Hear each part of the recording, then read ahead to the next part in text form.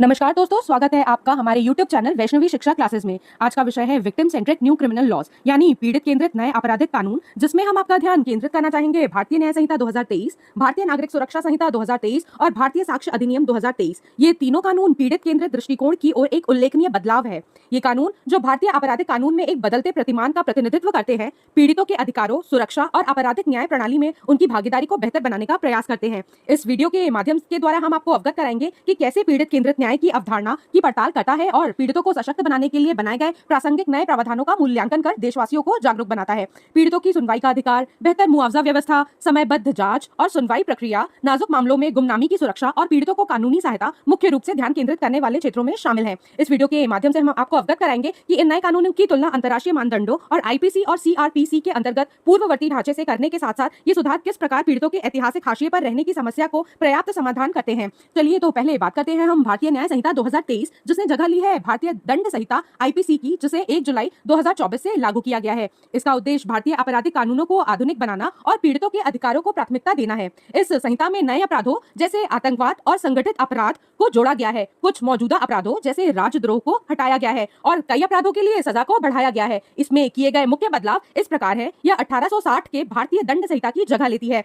और भारतीय आपराधिक कानूनों को औपनिवेशिक युग से मुक्त करने का प्रयास करती है। महिलाओं और बच्चों के खिलाफ अपराधों से संबंधित सभी प्रावधानों को एक अध्याय में समेकित किया गया है। आतंकवाद, संगठित अपराध और मॉब लिंचिंग को नए कानूनों में अपराध माना गया है। राजद्रोह, जो धारा 124A के अंतर्गत आती है, और अप्राकृतिक संभोग, जो धारा 377 का हिस्सा है, जैसे अपराधों को इस नए कानून में शामिल नहीं किया गया है। समाज में बढ़ते अपराधों को देखते हुए महिलाओं और बच्चों के खिलाफ जघन्य अपराधों के लिए सजा को बढ़ाया गया है। कुछ छोटे अपराधों के लिए सामुदायिक सेवा को दंड के रूप में पेश किया गया है। हिट एंड रन मामलों के लिए सजा को 10 साल तक बढ़ाया गया है। बच्चा शब्द का उपयोग अब अधिक सुसंगत है और इसमें ट्रांसजेंडर सहित सभी बच्चे शामिल हैं। नए कानून में 358 धाराएं हैं, जो आईपीसी की 511 धाराओं से कम है, क्योंकि कई प्रावधानों को एकीकृत किया गया है। अब बात करेंगे हम दूसरे कानून, यानी भारतीय नागरिक सुरक्षा संहिता 2023, जो एक नया कानून है जिसने दंड प्रक्रिया संहिता 1973 सीआरपीसी को प्रतिस्थापित किया है।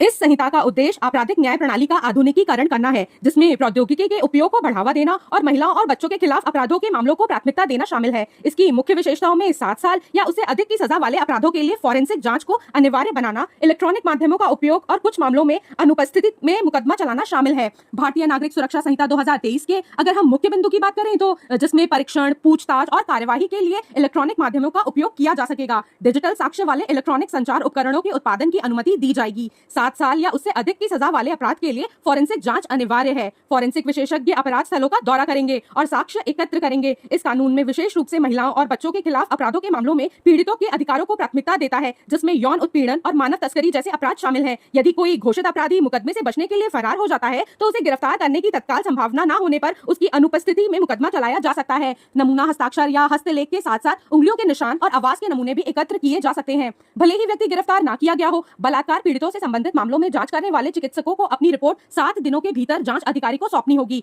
बहस पूरी होने के 30 दिनों के भीतर फैसला सुनाया जाएगा, जिसे 60 दिनों तक बढ़ाया जा सकता है। कुछ प्रावधान जैसे कि 10 लाख से अधिक आबादी वाले शहरों के लिए महानगरीय क्षेत्रों को अधिसूचित करने का प्रावधान को हटा दिया गया है।